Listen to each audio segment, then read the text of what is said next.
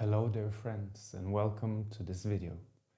And as you can see here in Norway, it's very, very cold right now.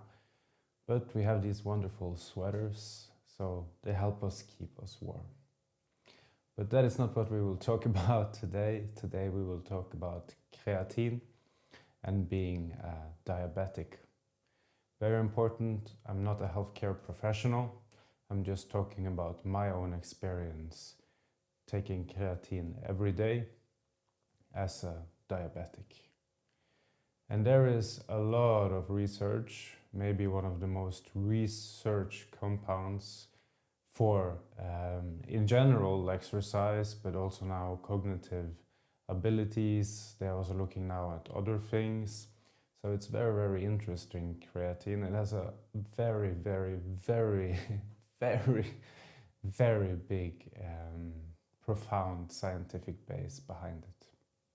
So that is very good news. If you take something, it should be by science. It shouldn't just be like one study here and there shows something. It should be like a profound scientific base why you do it. And creatine definitely have this.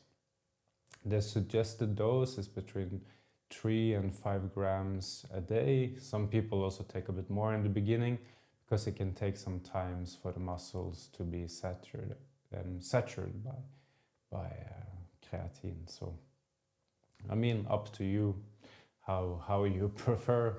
I also read somewhere that if you're a vegan, some also vegetarians, they can take a bit more creatine, but if you eat a lot of red meat which has creatine in it, you can take a bit less. And of course, if you're bigger, smaller, you also need to adjust the amount a bit. There are also many other products around, like different types of creatine, but they say like creatine, and the normal creatine is more than good enough, monohydrate.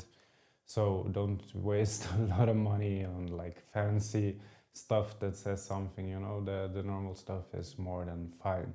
Of course, from an approved brand, so it's not all kind of different stuff in it, but yeah, it doesn't need to be fancy at all.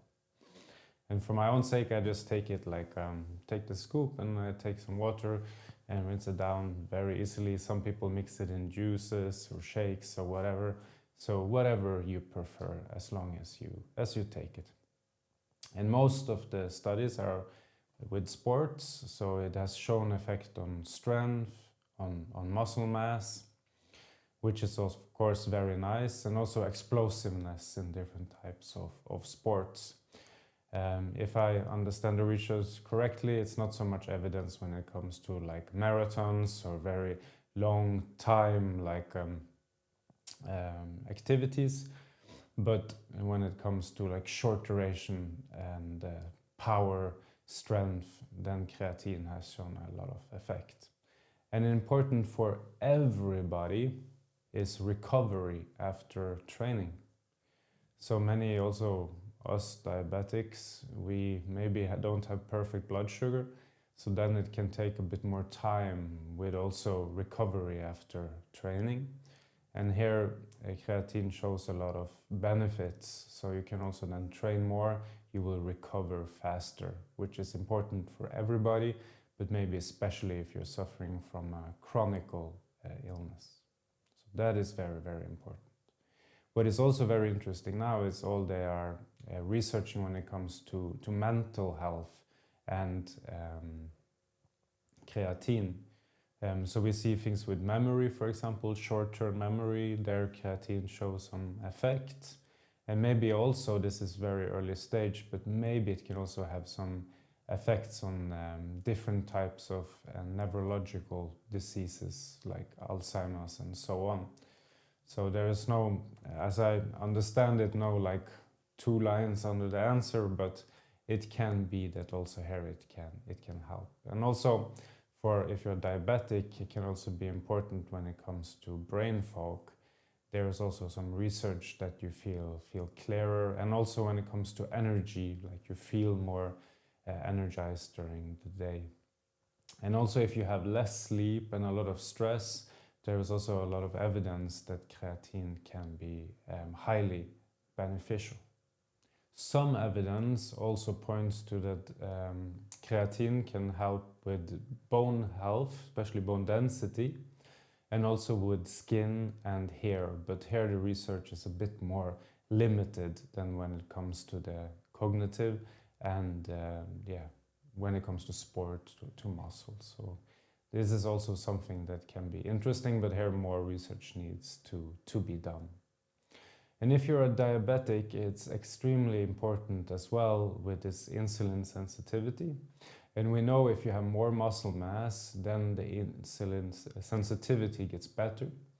So here it's extremely important, and it can also help if you don't sleep so well and with stress. And we know, of course, being a diabetic is a stressful factor in our lives. For some more, for some less, if you're a diabetic type 1, but it will be there for everybody. So here also it can be really, really beneficial. And it's very interesting. I've been doing a lot of sport my whole life. And I remember when I was lifting weight and started with creatine, my strength really fast became better. And also now I'm trying to do 100 push-ups. I don't think I will manage 100, but I will manage 70, which I think is extremely good. I'm very happy with that.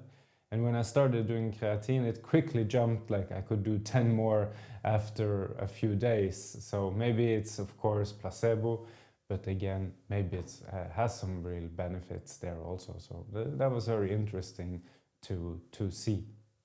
So for me, for my own sake, I do feel it. It helps. And my sleep has been very good. My energy been very good. My blood sugar been quite good. So I'm sure it contributes, and with all the research, I definitely think it is good if you're diabetic to take creatine, but double check with your doctor so it's 100% safe. We all have different kinds of challenges, and maybe creatine is not the best for everybody, so always good to double check. But for many people, it seems like creatine should be a part of your daily life. So I do it at least, and I definitely see some good effects from it. And it's worth checking out, testing, you know. There are so many things that can improve our lives as a diabetic, so it's important to research yourself, check it out, test it out if it's okay with you and your body. So it's definitely worth it. Have a wonderful day. Bye.